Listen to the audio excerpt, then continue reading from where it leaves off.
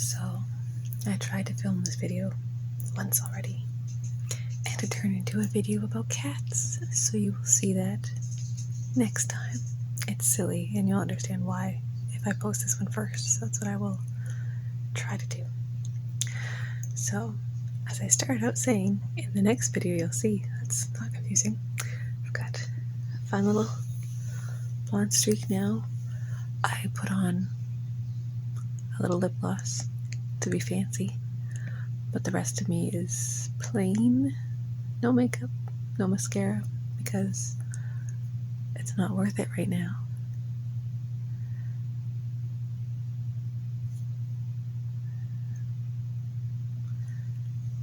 I think a lot of us have experienced a lot of sadness in our lives, so I think you can understand or empathize. I lost my grandmother yesterday morning rather quickly and overall rather unexpectedly. Right now I'm okay to talk about it because I think I'm in that denial phase of the stages of grief. I feel very numb and in disbelief. I was a mess, hardcore, couldn't control myself mess yesterday. And then I got into this zone where we're at here, where I can talk about things and do okay. Sometimes certain memories or thoughts still make me really sad, but I think my brain is trying to pretend it's not happening in order to protect me. So it just tells me it's not real. This can't be real. Nope. So if you understand that, know that you're not alone in how you feel. And we all process grief differently, and the way that you need to do it is whatever feels right in that moment, as long as it's safe for you and safe for those around you. Sometimes it involves junk food, or just having a quiet place to yourself, or sobbing. My dad told me that tears or crying is good for the soul. I kind of like that.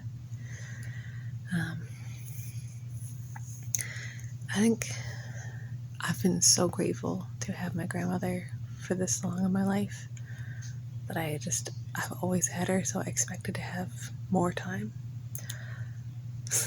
Selfishly, I wanted her to be there when I had, great grandchildren for her, right? Just those kind of things.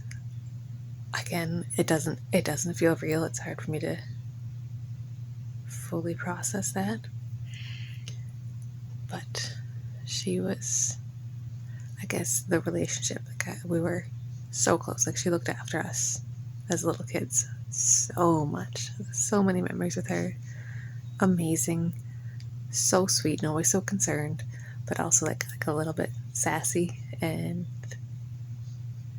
quick-witted and funny and kind of all the best things. Stoic and stern. So very close with her. But the tough thing is I haven't had the chance to visit her recently, which that always bites. So make sure that the people that you love know that you care about them. She knows. Just take that time to do that while you can. This is a random video. It's just kind of a ramble one. It's a ramble sad one, sorry, but hope maybe you can get something out of it, or just feel that somebody feels the same way that you do. But for Christmas presents for my grandparents, what I did is I wrote them a letter for Christmas just about how much I love them, all of my favorite memories or characteristics about them that make them so special to me, things like that. Basically, I know this is really sad, but I wanted to tell them all the things I'd want to tell them before I couldn't say them, right? I find at funerals or services or things like that, people say the most beautiful sweet, heartfelt things about the people they've lost. And I always felt, shouldn't they know that before? Shouldn't they know how you feel, know all these things before they're gone? That's kind of what I feel like birthday parties should be. Like, you're celebrating people because they're alive, right? You're celebrating their birth, or you're celebrating them. So I think that's what birthdays should be.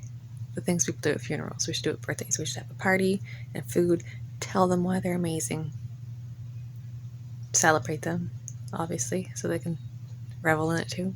Anyway, those are my thoughts. But this grandmother she's got a lot of siblings, so lots of grandkids. But because I was the baby, sorry, there's going to be a kitten that might interrupt us a little bit. But because I was the baby, I was very spoiled, and my siblings knew that, and they called me her favorite because she used to call me her angel, little angel. So they made fun of me for that. But that's just, a testament to kind of how important and special she was. I never got to find out what she would think of my new bangs, unfortunately, because of the current pandemic type of precautions. I wasn't able to visit her in the hospital. She could only have 2 visitors per day. And I thought it was most important that my mom, her daughter, and my grandfather, her husband, get to see her the most. And when they kind of eased up on those restrictions for us, because she wasn't doing very well, I wasn't able to make it in time. But she knows. So I feel like this is more like a vlog of my feelings at this point in time, like a video diary of how this feels, that I can look back on as I go through these different stages of grief. So yeah, to filming a regular ASMR video got put on hold, and I don't know if I had like the full gumption to do that. So that's why the next video you'll see is just me playing with kittens, random, not necessarily super satisfying for you. They're like at the foot of my bed here, like curled up and sleeping, so they've been really nice to have. I've been working all weekend, and there's a plus minus to that. I was offered to not work, which was very nice, but I decided to continue on just because, number one, I feel guilty about things, but number two, I thought the distraction would be good, and it has been good. It's been a little too good. Like, I've been a little overwhelmed, and like it's too soon to say I'm dying. That's a little too much. But some very strugglesome times. I found out about the passing at the beginning of my workday yesterday, and I really appreciated like knowing promptly, but it took me a bit to get myself under control so I could continue working. Like, picture hyperventilated, breathing, sobbing for 5 minutes or so. Like, it took me a while just to get under control so I could go clean myself up so I could tell people what was going on. Anyway, so remember, any way that you grieve, any way that's your process is totally fine. You've got to do what you have to do, really. And I don't know. Yeah, I'm just fiddling around with things because I don't know. I don't know what I need. This ring, actually.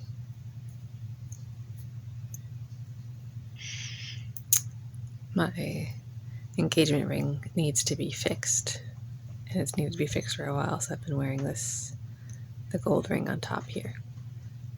It's blurry, but it's amethyst.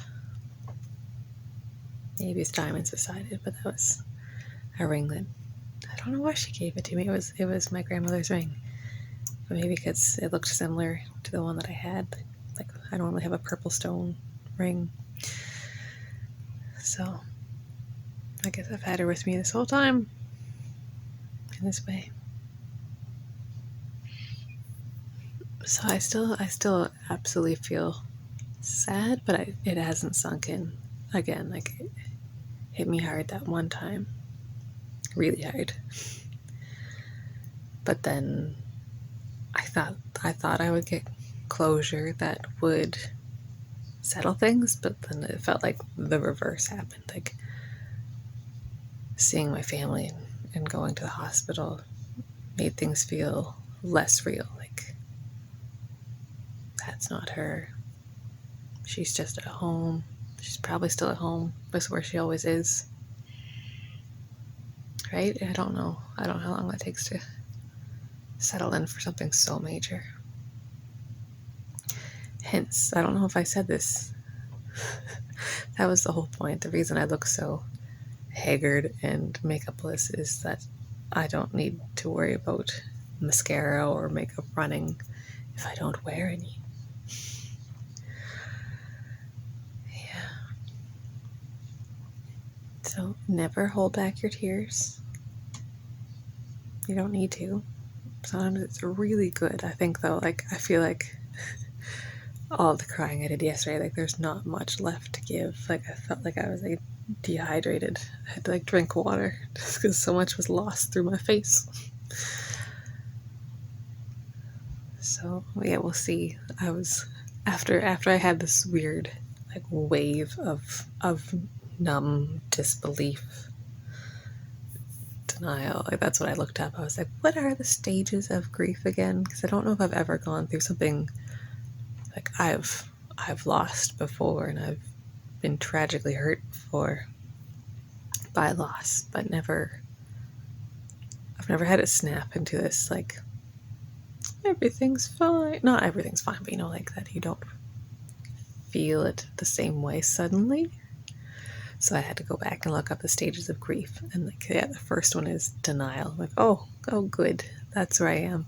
Because I think the second one after that is like anger. I'm like, oh no, I don't think I want to reach that stage, but I think it's going to come because a lot of the anger is more about, well, I think it comes from guilt and things like that. And I know I definitely feel guilty about anything. Like I feel guilty about not going to work, so I'm going to be like going to work tomorrow, like a full day, and just waiting for the weekend so I can finally be with my family and like not be working. But I feel too guilty to ask not to be working. It's weird. I don't know. So I'm sure like the guilt about this is gonna hit like a ton of bricks when it does. I don't know if everybody goes through every stage of guilt, and that, I think it's not a step ladder. I think it's pretty fluid to the different parts you can be at. But then I know that depression is on there, right? And I think that is also going to like hit hard and bad. So thankfully, that's what I turned to when I came to watch ASMR videos. So I'm not making this video to make you depressed or anything like that. I'm sorry. Just maybe if you just needed to hear somebody else talk about what they're experiencing, and maybe you feel similar things. And maybe you feel really different things. Maybe you are just like feeling that solid, heavy, like tragic sadness, that sorrow completely all the way through. Everything is normal. Everybody processes things in their own way. I think, yeah, some people, I'm scared that I am in that phase where I'm just like packaging, compartmentalizing, pressing it down until it's going to explode. So fair warning, if something happens and there's like no contact, everything's fine. It's just that I need to get control again. Everything's fine. But I don't know. I just don't know what to predict. So super random video diary of how we're feeling here. Thanks for putting up with me. Look forward to a next video of cats that's completely random, like these kittens on a bed, me just loving them. It was good for the soul. That's what I needed. So hopefully somebody else will enjoy that in the same way. They look super sweet on the bed right now. Can I pan to them? I know there's a whole video coming up about them. But can you see them? Sometimes you just need cute kittens. So I apologize for looking scraggly. Thanks for listening. I'm here to listen to you too. Take care of yourself. Cry if you need to. Cry every day.